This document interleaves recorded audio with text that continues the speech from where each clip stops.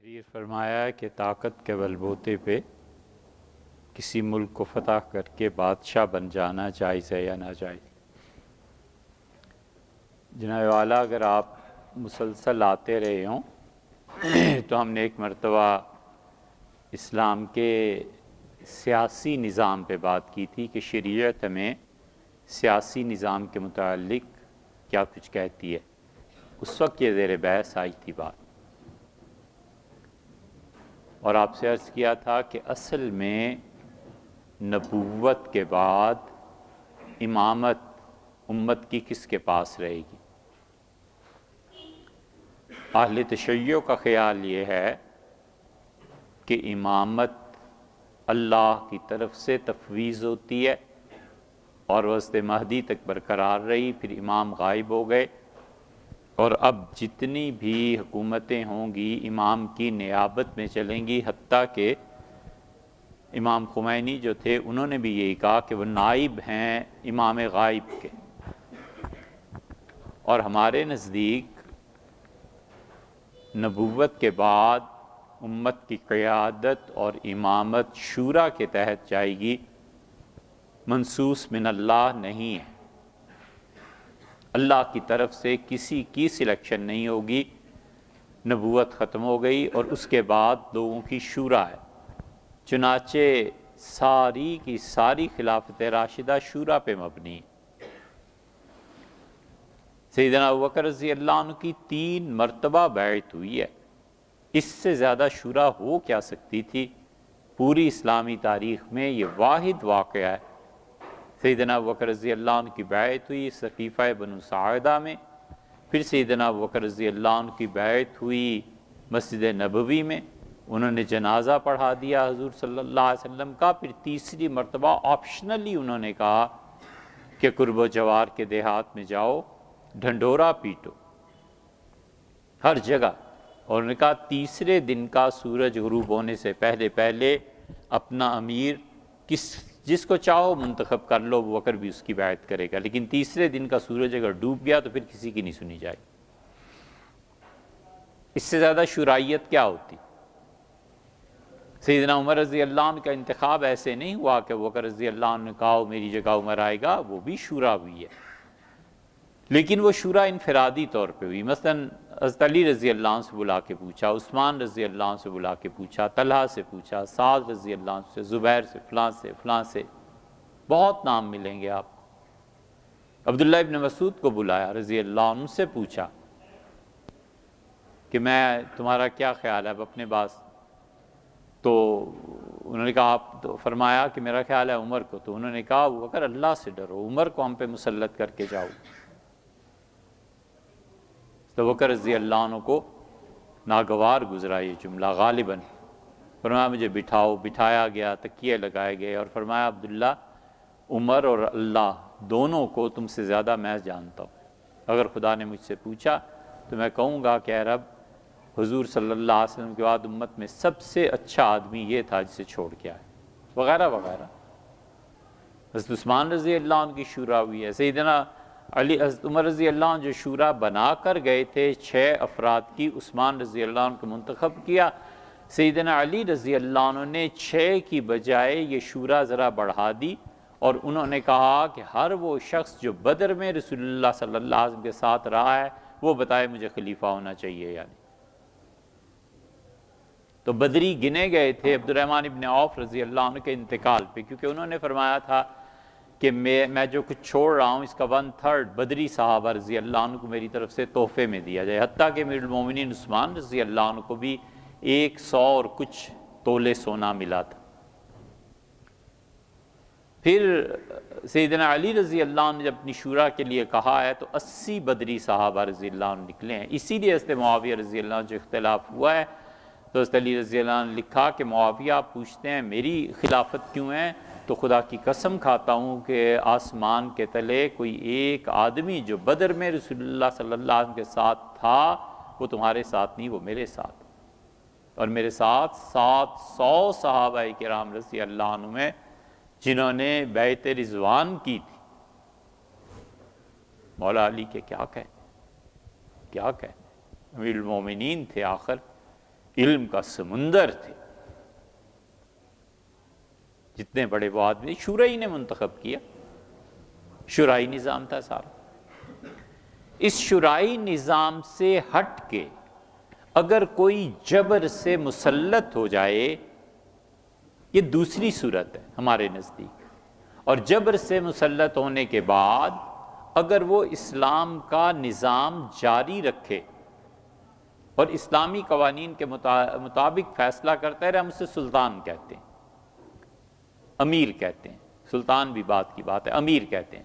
سیدنا معاویہ رضی اللہ عنہ کو کیوں امیر کہا جاتا ہے؟ اس لیے کہ ایک طرح سے ان کی جو خلافت تھی وہ سیدنا علی رضی اللہ عنہ کے بعد منعقد ہوئی ہے، اور وہ جو بھی حکومت تھی اس میں جو کچھ بھی ہوتا رہا ہے اس کو کیا دہرانا ہے، لیکن خلافت راشدہ نہیں رہی تھی۔ خلافت راشدہ سیدنا حسن رضی اللہ عنہ پہ ختم ہو گئی تھی۔ معاویہ رضی اللہ عنہ کو اسی لیے امیر کہا جاتا ہے کہ انہوں نے ٹھیک شرعی نظام کو اپنی اصل حالت میں برقرار رکھا۔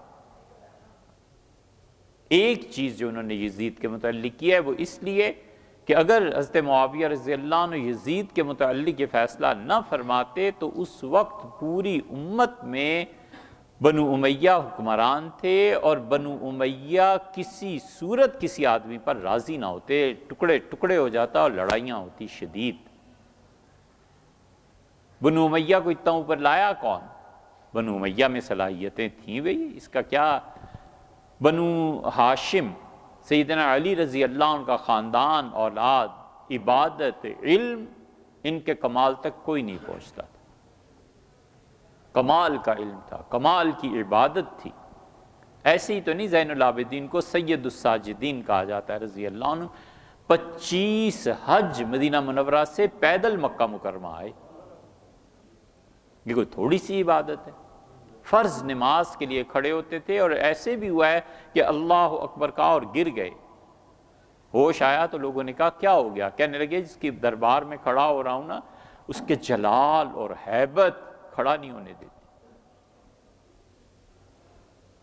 اللہ تک پہنچنے کی 3 راہیں ہیں، ایک خدا کی محبت ہے اور دوسرے خدا کی معرفت ہے، اور ان دونوں پہ دستخط خدا کا خوف کرتا ہے۔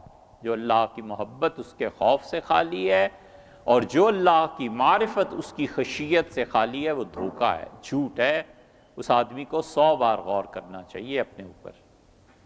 یہ خشیت الہیہ اصل ہے، یہ ان حضرات کو بدرجہ اتم حاصل تھی۔ اور بنو امیہ سیاست، دنیا میں کام، بادشاہت، ان کے دائیں ہاتھ کا چٹکی بجاتے میں بساط پلٹ دیتے تھے۔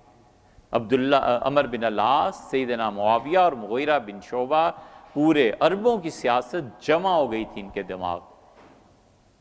ایسے تھوڑے ہی تھے، ان کو رسول اللہ صلی اللہ علیہ وسلم نے عہدے دیے، پھر سیدنا عمر رضی اللہ عنہ نے بڑھا دیا تھا، پھر حضرت معاویہ رضی اللہ عنہ، حضرت عثمان رضی اللہ عنہ خود اموی تھے، پھر حضرت معاویہ رضی اللہ عنہ کا دور آتے آتے اتنا امویت پھیل گئی تھی کہ حضرت معاویہ رضی اللہ عنہ کے پاس کوئی اور ذریعہ رہا نہیں تھا۔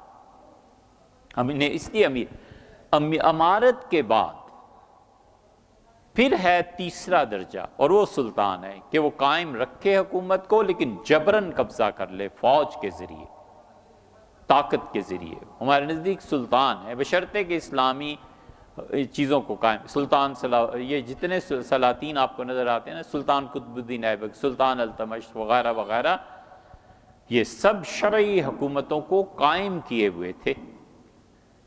آپ کو اگر پڑھنا ہو ہندوستان میں اس شرعی حکومت کا کیا فیصلہ تھا، تو ہندوستان کے وہ پارلیمنٹیرین ہے نا، ہندو، کیا نام ہے، شرشی ہیں، اس نے کتاب لکھی ہے، وہ پڑھو، کمال کی کتاب لکھی ہے، ہندو لیکن کمال کی، اس نے لکھا ہے کہ مسلمانوں نے اتنا اچھا طرز حکومت ہندوستان میں قائم کیا تھا کہ جی ڈی پی ہندوستان کا 23% تھا مسلمانوں کے دور میں، اور یہ گورے جب یہاں سے چھوڑ کر گئے ہیں تو 4% پہ انڈیا آ گیا تھا۔ 23% سے گھٹاتے گھٹاتے گھٹاتے انگریزوں نے تو تباہی مچا دی۔ اسی لیے تو غالب اپنے خطوط میں لکھتا ہے نا، غالب بے مثال تشبیہ دی ہے، اگر یہ سمجھ میں آئے۔ غالب کی مفہوم یہ ہے اس کا، غالب کہتے ہیں کہ شہر میں ایک بندر آ گیا ہے، ہاتھی اور شیر جیسی طاقت ہے، لوگوں کے مکان ڈھاتا پھرتا ہے اور معصوم لوگوں کو قتل کرتا ہے۔ یہ غالب نے لکھا ہے، اسی لیے کہ جی ڈی پی بہت گر گیا تھا، یہاں 4% پہ چھوڑ کر گئے۔ تب سنبھلتے ہوئے پاکستان کے جی ڈی پی کو روتے ہیں، ان کو نہیں روتے جو 23% سے 4 پہ لے آئے۔ تو سندھو نے بڑی اچھی کتاب لکھی، اسے سننا بھی چاہیے، اسے پڑھنا بھی چاہیے، اگر آپ پالیٹکس کے طالب علم ہیں۔ پالیٹکس نہیں ہے چھوڑ دیجیے۔ تیسرا درجہ، سب سے پہلے خلافت راشدہ، نبوت، خلافت، اور اس کے بعد امارت، اور اس کے بعد سلطان، اور سلطان کے بعد پھر بادشاہ ہوتا ہے، وہ جو قوانین کو بدل دے۔ بادشاہ وہ ہے جو شرعی قوانین کو بھی نہ رہنے دے۔ امام ابو حنیفہ رحمۃ اللہ علیہ بایمانہ بادشاہت کو ناجائز قرار دیتے تھے، لیکن باپ کے بعد اگر بیٹا حکمران بن جائے، شریعت میں عمومی مزاج یہ نہیں ہے کہ بنے، لیکن اگر بن جائے اور صحیح آدمی ہو تو ہمیں اعتراض کی ضرورت کیا ہے؟ سیدنا علی رضی اللہ عنہ سے نہیں پوچھا تھا لوگوں نے کہ آپ کے بعد تو حسن کو بنا دیں، ان کا بناؤ تمہاری مرضی، نہ بناؤ تمہاری مرضی۔ حضرت عمر رضی اللہ عنہ سے پوچھا گیا تھا، انہوں نے سختی سے منع کر دیا تھا، انہوں نے تو اپنے بہنوئی حضرت سعید رضی اللہ عنہ کو نہیں آنے دیا، انہوں نے کہا نہ، عمر کے خاندان کا کوئی آدمی نہیں آئے گا۔ تو اس لیے جو آپ نے تحریر فرمایا ہے نا کہ علماء نے بادشاہ کے حق میں فتویٰ دیا، یہ ان علماء نے دیا جنہوں نے بادشاہ کو دیکھا، اس وقت کی سیاست کو دیکھا، امت کو دیکھا کہ اگر یہ بادشاہت قائم نہ رہی اور بغاوت ہو گئی تو کیا ہوگا؟ بادشاہت قائم ہوگی اور یہ لوگ ٹھیک چلاتے رہیں گے چیزوں کو، بالکل ٹھیک ہے، کوئی حرج نہیں۔ اورنگزیب رحمۃ اللہ سے بڑا آدمی کون ہوگا؟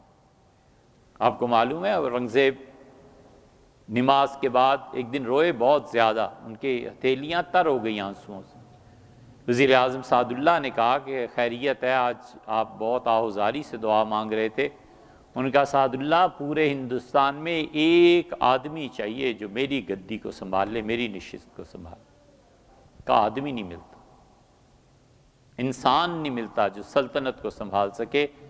اور پھر انہوں نے فیصلہ کیا کہ میں اپنے بیٹوں کو 4 حصوں میں انہوں نے تقسیم کر دیا پورے ہندوستان کو۔ انہوں نے کہا بچوں لڑنا نہیں، اور چاروں اپنی اپنی سلطنتیں سنبھالو اور حکومتیں کرو، تم چاروں شہزادے۔ آدمی کہاں ہے اس وقت؟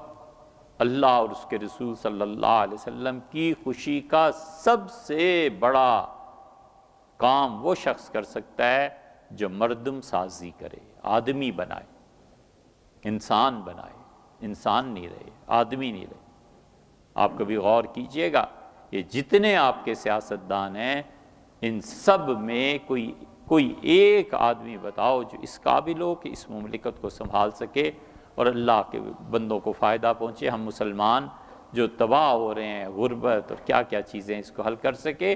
ایک آدمی بتاؤ ان میں جو پڑھا لکھا ہو، اور ایک آدمی ایسا بھی جو نیچے محلے اور گلی کی سطح سے اوپر اٹھ کے لیڈر بناؤ۔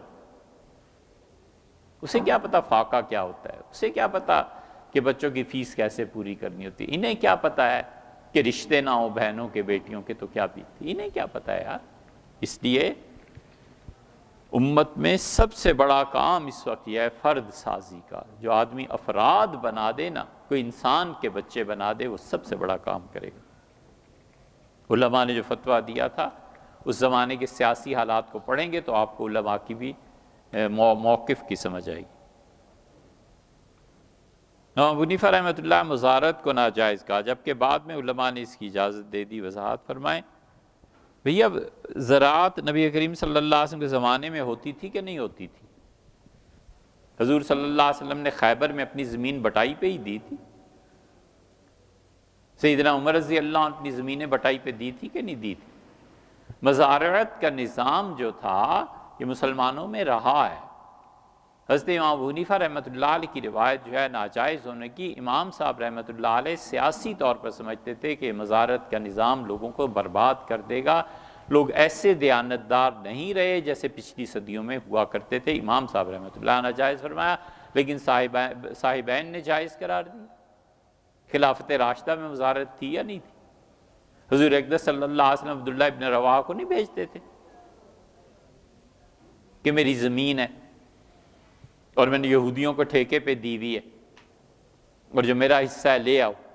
عبداللہ ابن رواحہ رضی اللہ عنہ جاتے تھے، کھجوروں کے باغات، فصل زمین پہ بچھائی جاتی تھی اور دو دو حصے کر کے وہ یہودیوں کو دعوت دیتے تھے، کہتے تھے ایک حصہ رسول اللہ صلی اللہ علیہ وسلم کا ہے، ایک آپ لوگوں کا ہے، جو آپ کا جی چاہے اٹھا لے۔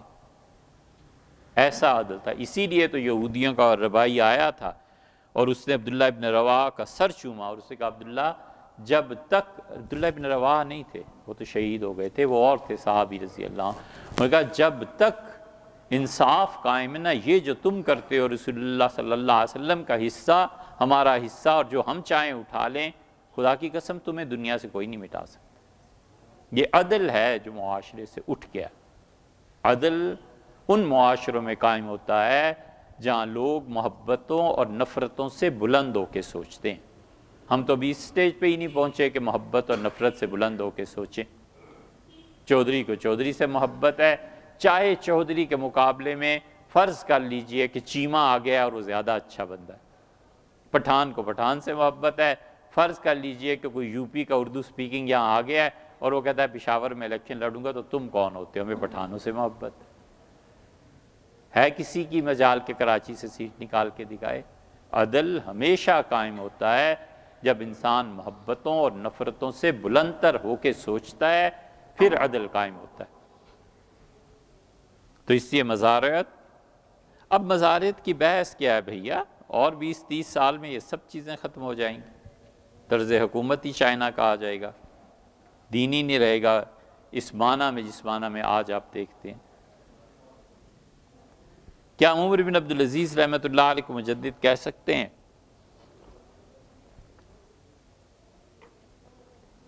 کیونکہ انہوں نے موروثی بادشاہ بننے کی بجائے لوگوں سے رائے لینے کا حکم دیا اور خلافت قبول کی اور تمام لوگوں سے جاگیریں واپس کی۔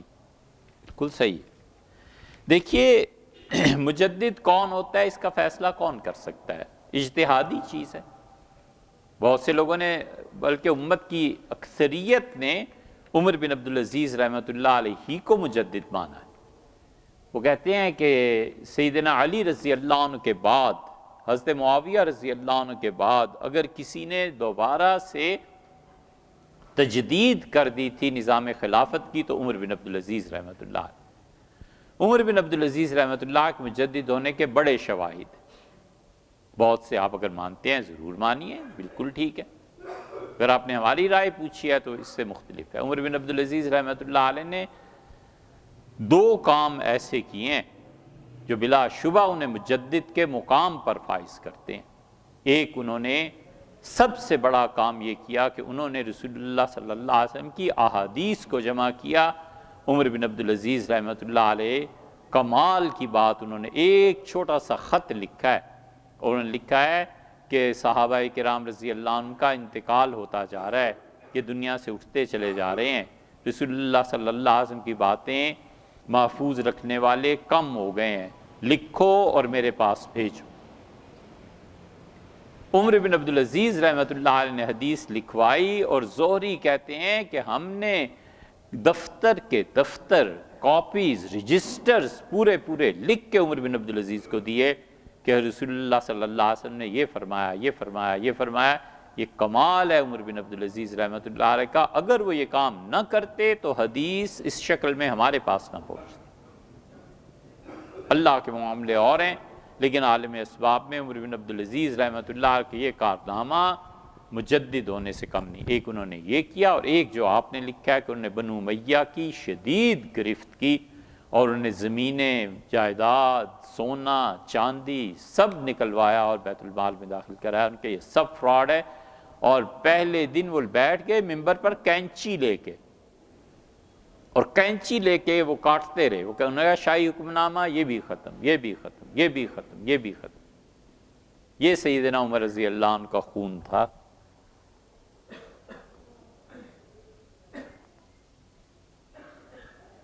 مروان کے 2 بیٹے تھے نا، بیٹے تو زیادہ تھے، 2، عبد الملک اور عبدالعزیز۔ عبدالعزیز مصر کے گورنر تھے، عبد الملک سینٹر میں تھے۔ اگر عبدالعزیز کا انتقال جلدی نہ ہو جاتا تو خلافت وہ ہوتی۔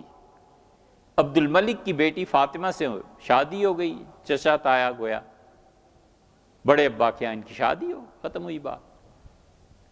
لیکن عبدالعزیز کا انتقال ہو گیا، حکومت عبد الملک کے پاس چلی گئی۔ اب اس واسطے سے بہنوئی کی طرف جب حکومت آئی ہے یہاں، تو عمر بن عبدالعزیز رحمۃ اللہ علیہ کے عبدالعزیز کے رشتے کی بات آئی تھی اصل میں۔ تو عبدالعزیز کا رشتہ سیدنا عمر رضی اللہ عنہ کے بیٹے عاصم کی پوتی یا نواسی سے کیا گیا تھا۔ عمر بن عبدالعزیز کو پالا تھا، عبدالعزیز کو اپنی بہن سے بڑی محبت تھی، اتنی محبت تھی کہ عمر کو اپنی بہن کو دے دیا تھا، پھوپھی کو۔ تو پھوپھی نے سب سے زیادہ مخالفت عبدالعزیز کے رشتے کی تھی، اس سے کہا عمر کے خاندان میں نہ کرو، جہاں مرضی کر لو، یہ نہ کرو رشتہ۔ باقی سب راضی تھے، سیدنا عمر رضی اللہ عنہ کی نسبت بھی عظیم تھی، رشتہ ہو گیا، عمر پیدا ہوئے۔ جس دن عمر نے کینچی لے کے کاٹنا شروع کیا ہے، شاہی فرامین اور جائیدادیں اور الاٹمنٹس اور محل، نکلو، پبلک کی چیز ہے، نکلو۔ گھوڑا لایا گیا، انہوں نے کہا میرا گدھا کافی ہے سواری کے لیے، گھوڑے کو واپس بھیجو، یہ مسلمانوں کا مال ہے۔ تو اتنے محتاط تھے۔ تو بنو امیہ پھر بھاگے، انہیں پتا تھا کہ پھوپھی کی سب سے زیادہ مانتا ہے، جا کے روئے اور کہا آپ سمجھائیں اپنے بیٹے کو۔ تو انہوں نے کہا یہ اس کا قصور نہیں ہے، میں تو اس دن چیختی تھی کہ عمر کے خون کو اپنے خاندان میں شامل نہ کرو، مجھے پتا تھا کہ عمر کا خون آئے گا تو آگے کی نسلیں ایسے ہی ہوں گی۔ پھر یہ لوگ تھے عمر بن عبدالعزیز رحمۃ اللہ علیہ کو، اس لیے بڑی منقبت ہے عمر بن عبدالعزیز رحمۃ اللہ علیہ کی۔ ان کو بچپن میں گر گئے تھے گھوڑے سے، اور ماتھے پہ ایک پیشانی پہ نشان پڑ گیا تھا، واللہ عالم۔ لیکن سیدنا عمر رضی اللہ عنہ پتہ نہیں کیوں کہتے تھے، ہمیں نہیں معلوم، لیکن کبھی کبھی کہتے تھے کہ میرا بیٹا وہ کہاں گیا جس کی پیشانی پہ گھوڑے سے گرنے کا ایک نشان ہے۔ لوگوں نے کہا عمر بن عبدالعزیز کو دیکھ کے کہ یہ حضرت عمر رضی اللہ عنہ کا یہ بیٹا تھا، ان کے نسل سے بڑے مناقب ہیں ان کے۔ لیکن ہم سے آپ نے سوال کیا، اسے ہم بڑی مختصر سی بات کہتے ہیں۔ ہمارا خیال ہے کہ پہلی صدی کے مجدد عمر بن عبدالعزیز رحمۃ اللہ علیہ ساری عظمت کے باوجود وہ نہیں تھے امام رحمۃ اللہ علیہ۔ امام ابو حنیفہ رحمۃ اللہ علیہ نے وہ کام کیا ہے کہ عمر بن عبدالعزیز کا جمع حدیث سے زیادہ امام ابو حنیفہ رحمۃ اللہ علیہ کا کام ہے۔ امت کو اس وقت اسٹیبلشمنٹ کو ضرورت تھی قانون کی، اور اسٹیبلشمنٹ کو چاہیے تھا، آرمی کو چاہیے تھا ایک نظام، اور نظام کسی کے پاس تھا نہیں۔ کوفہ میں الگ فتوے تھے، مدینہ منورہ میں الگ فتوے تھے، حرمین شریفین کے فتوے الگ تھے، ہر جگہ فتاویٰ الگ الگ تھے، کیونکہ احادیث الگ الگ تھی۔ اور امام ابو حنیفہ رحمۃ اللہ علیہ پہلے آدمی ہیں جنہوں نے امت کو قانون بنا کر دیا۔ ان کا یہ ہے قانون، اس کے مطابق چوری کی یہ سزا ہے، قتل کی یہ سزا ہے، اس طرح ہوگا، اس طرح ہوگا۔ مقننہ جتنی ہے امام ابو حنیفہ رحمۃ اللہ علیہ کی مٹھی میں آ گئی۔ اور امام صاحب رحمۃ اللہ علیہ نے اتنے قاضی پیدا کیے، اتنے کہ جب گورنمنٹ نے چاہا کہ امام ابو حنیفہ رحمۃ اللہ کو استعمال کرے تو انہوں نے اپنی زندگی کا غالباً جیل میں جانے سے پہلے آخری جمعہ پڑھایا، اور انہوں نے اپنے سارے شاگردوں کو دعوت دی اور لوگوں کو ان کی حسب مراتب بٹھایا گیا۔ اور امام ابو حنیفہ رحمۃ اللہ نے کہا کہ اس وقت اس مسجد میں میرے شاگرد ہیں، اور تم میں سے پہلی 2 صفوں کے لوگ میرے برابر ہیں۔ ان کا جتنا اجتہاد میں کر سکتا ہوں تم بھی کر سکتے ہو۔ اور پھر آخر پہ انہوں نے کہا اس مسجد میں کوئی ایک میرا شاگرد ایسا نہیں اس وقت امیر المومنین بنا دیا جائے اور مملکت کو سنبھال نہ سکے۔ امام صاحب کمال کے آدمی، اسی لیے تو ہارون الرشید کو مصیبت پڑ گئی، اور یہ ٹرننگ پوائنٹ تھا اس امت کا۔ یہ ایسے ہی نہیں ہے کہ عیسائی سوئے ہوئے تھے، عیسائیوں کی بڑی نظر تھی۔ شاہ روم نے ان سارے حالات کو دیکھ لیا تھا، وہ سمجھ گیا تھا کہ مسلمانوں کے پاس تو کوئی ایسا جامع قانون ہی نہیں ہے کہ پوری مملکت میں چل سکے۔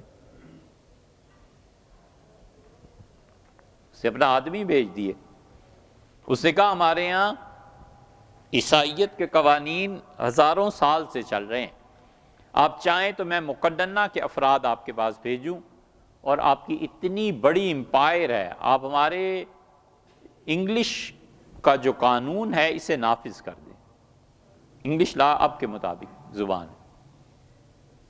ہارون رشید پریشان تھا، جب ٹیکا ادھر سے ملا تو اس نے سوچا، پھر اس نے بلایا اپنے شورا کو اور اس سے کہا یہ ہے، تو کسی نے کہا اس سے، کسی نے کیا کہا، امام حنیفہ رحمۃ اللہ کے شاگرد نے کہا، اس نے کہا آپ کمال ہے، ادھر جاتے ہیں اور ابو حنیفہ نے جو کام کیا ہوا ہے اس کو کیوں نہیں دیکھتے۔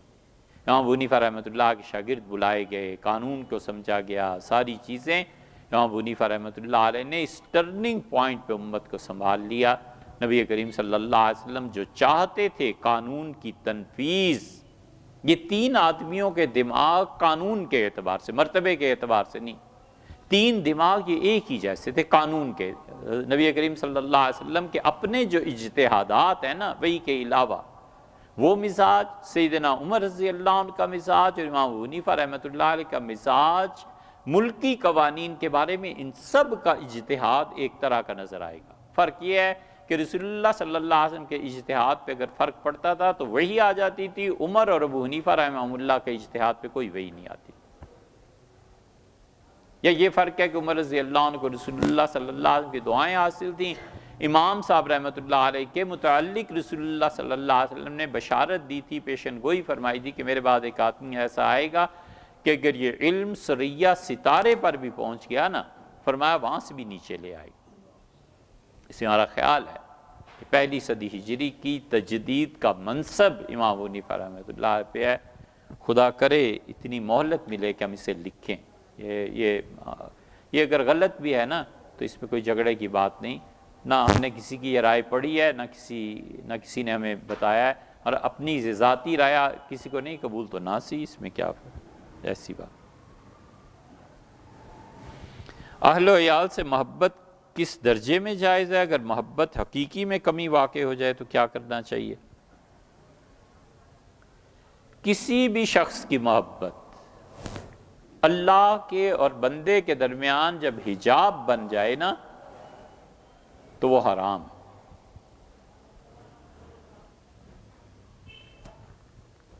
پتہ ہے کہ پیٹرول گورنمنٹ کا ہے، منسٹری کا ہے، گاڑی منسٹری کی ہے، مجھے الاؤ نہیں ہے کہ اپنے بچوں کو اس پہ مری لے جاؤں۔ یہ محبت اولاد کی اگر مری جانے پہ مجبور کرے نا اور گورنمنٹ کو نقصان پہنچتا ہو، یہ محبت حرام ہے۔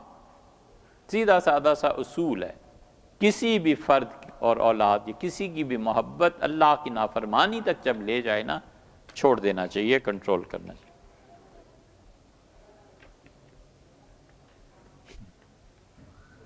ابن عربی رحمۃ اللہ علیہ کی ذاتی واقعہ معراج کو تنقیدی نگاہ سے دیکھا جائے تو اس میں کتنی حقیقت معلوم ہوتی ہے۔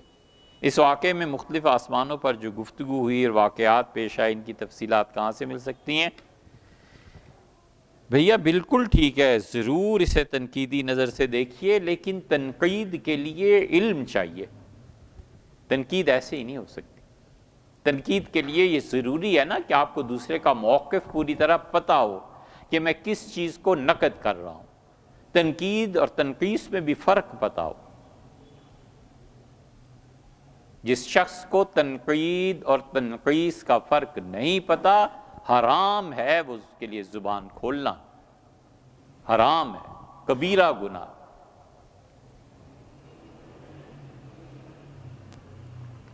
گربہ بشتر ہے کوئی تک؟ اونٹ کا موازنہ بلی سے کرے آدمی، کوئی تک بنتی ہے؟ بلی آخر بلی ہے اور اونٹ آخر اونٹ ہے۔ اس لیے تنقید میں ہمیشہ علم چاہیے۔ ابن عربی رحمۃ اللہ علیہ پہ تنقید بسم اللہ 100 مرتبہ، لیکن ابن عربی کو پڑھیے، ابن عربی کو پڑھیے۔ یہ معراج کے واقعات جو ہیں نا، ابن عربی کے آپ کو اگر تو دیکھتے ہیں آپ نے ڈیٹیل سے تو فتوحات مکیہ پڑھیے، ابن عربی نے جہاں اپنے اسفار کا ذکر کیا رحمہ اللہ، ان کو پڑھیے۔ اور اگر آپ کو دیکھنا ہے اس سے اجمال سے تو الاصلاح والخیال، یہ ایک کتاب لکھی ہے، شیخ الازہر تھے فوزی، ان کو پڑھیے۔ ان کو پڑھنے کے بعد یہ ضروری ہے کہ آپ اس کے ساتھ صوفیہ کے جو نمائندے تھے ان کا موقف پڑھیے۔ یہ تصوف تھوڑا ہی ہے، یہ قبر پرستی اور پھول چڑھانا اور چادریں چڑھانا یہ تصوف تھوڑا ہی ہے۔ تصوف کی بات کریں جب ان کا کوئی نمائندہ بات کرے۔ گھر میں ایک بچے نے کہہ دیا کہ یہ چیز دے آئیے، وہ اٹھائے چلے آ رہے ہیں، کوئی بھی ایسے نہیں کرتا، کہتا یار والد سے بات کراؤ، بڑے بھائی سے بات کراؤ، کوئی معتبر آدمی ہو۔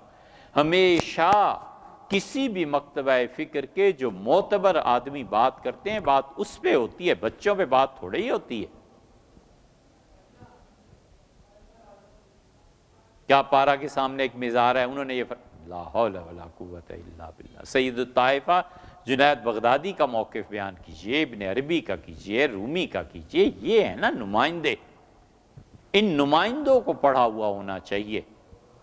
جو کچھ ابن عربی رحمۃ اللہ علیہ نے فتوحات مکیہ میں عربی میں لکھا ہے اور اپنا موقف بیان کیا ہے، ٹھیک وہ موقف فارسی زبان میں شاعری کی صورت میں مولانا روم نے بیان کر دیا۔ مولانا روم کو پڑھیے۔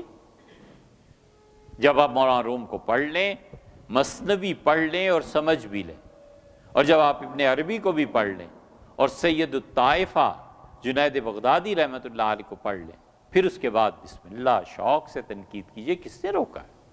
کوئی تنقید سے نہیں روکتا، کوئی اختلاف سے نہیں روکتا، لیکن مجھے کوئی حق نہیں پہنچتا کہ ایک بچہ جو ڈاکٹریٹ امریکہ سے کر کے آیا ہے، دنیا کی بہترین یونیورسٹیز سے پڑھا ہے اس نے، اور میں بالکل ایک جاہل سا مولوی سادہ، اور میں کہوں صاحب اس میں یہ نہیں، یہ دوائی لکھیے، یہ زیادہ کینسر میں کام اچھی آتی ہے۔ ہنسیں گے کہ نہیں، لوگ کہیں گے صاحب تمہیں کیا پتہ، تمہیں تو یہ بھی نہیں پتا کینسر ہوتا کیا ہے، تمہیں کون بتائے؟ تو اس لیے تنقید کا حق، تنقید اور تنقیص میں فرق ہے۔ نقد کہتے ہیں پرکھنے کو۔ یہ حضور صلی اللہ علیہ وسلم نے ثم نقد، پھر یوں چل پڑا۔ پرانے زمانے میں سکہ رکھتے تھے انگوٹھے کے ناخن پہ اور ایسے اچھالتے تھے صراف میں، صرافہ بازار جو ہے، کھنک بتاتی تھی سونا اصل ہے یا نقل ہے، کھنک بتاتی تھی چاندی میں کتنی کھوٹ ملی ہے۔ یہ تھا نقد۔ سونا کھرا ہوتا تھا، تعریف کرتے تھے، سونے میں ملاوٹ ہوتی تھی، بتا دیتے تھے اتنی ملاوٹ ہے۔ تنقیس دوسرے میں عیب نکالنا، برا بھلا کہنا غلط بات ہے، حرام ہے۔ کسی کے لیے جائے تنقید کیجئے کہ یہ ابن عربی رحمۃ اللہ یہ جو موقف لکھا ہے یہ بالکل ٹھیک ہے، یہ جو لکھا ہے یہ صحیح نہیں۔ ابن عربی رحمۃ اللہ کی کیا کہنے یار۔ 2 منٹ اور۔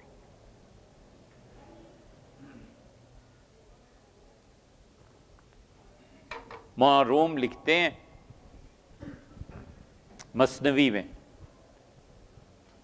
کہ حکیم صنائی پھر فرید الدین عطار، ان دونوں کے بعد اس امت میں تیسرا شخص میں پیدا ہوا ہوں،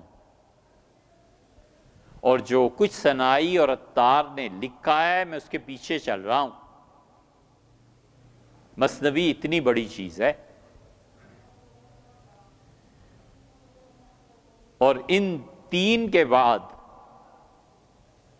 حکیم صنائی اور فرید الدین عطار اور تیسرے مولانا روم اور چوتھے کا اضافہ ہم نے کیا۔ ہم اس لیے الگ سے بات کرتے ہیں کہ اگر کسی کو تنقید کرنی ہے بے شک کرے، نہ مانے کوئی حرج نہیں، کوئی حرج نہیں۔ چوتھا آدمی علامہ اقبال تھے۔ علامہ اقبال کے فارسی کے کلام کو پڑھیں اور مثنوی کو پڑھیں تو بسا اوقات شبہ ہوتا ہے کہ یار یہ علامہ کا شعر ہے یا مولانا روم کا شعر۔ عارف باللہ اتنے بلند مقام پہ وہ آدمی فائز تھا، چوتھا آدمی یہ ہے۔ ان سب کو پڑھ کے پھر جا کر ابن عربی سمجھ میں آتے ہیں، کچھ زیادہ نہیں۔ ابن عربی رحمۃ اللہ علیہ کو 10 سال پڑھایا ہے ایران میں امام خمینی نے۔ یہ جو ہمارے بچے خمینی کا انقلاب کرتے پھرتے ہیں نا، تمہاری علمی گہرائی کتنی ہے میاں، تم نے پڑھا ہی کیا ہے ابھی، تمہیں پتہ ہی نہیں زندگی کے حقائق کیا ہوتے ہیں۔ انہیں اتنا بھی نہیں پتا ابن عربی کے فلسفیانہ ایک بحث کو پڑھ کے ہم اس نتیجے پہ پہنچے کہ ابن عربی یہ بتانا چاہتے ہیں کہ محبت میں جتنی شدت پیدا ہو جاتی ہے لذت میں اتنا اضافہ ہو جاتا ہے۔ پھر سمجھ میں آئی کہ اللہ کی محبت میں جتنی شدت پیدا ہو جائے سجدہ اتنا قرب کا احساس دلاتا ہے۔ اسی لیے تو علامہ اقبال نے اس سارے فلسفے کو اتنی لمبی بحث ابن عربی کی علامہ نے ایک مصرے میں سمیٹ دیا ہے۔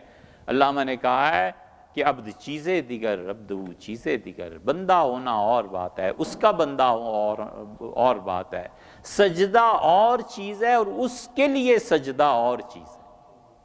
یہ جو اس کے لیے سجدے کا علامہ نے کہا ہے نا، اس سے ابن عربی کا فلسفہ لگا کھاتا ہے۔ یہ اتنے بڑے لوگ ہیں، یہ شوق سے تنقید کیجئے، کوئی منع نہیں کرتا، ہوتا ہی ہے، امت میں جاری ہے، لیکن تنقید کے لیے خود علم چاہیے کہ آپ جس کو پرکھنے چلے ہیں آپ خود جوہری ہوں گے تو پرکھیں گے نا۔ آپ کو اگر پتہ ہی نہیں ہے کہ تانبے اور سونے میں فرق کیا ہے تو آپ کیا پرکھیں؟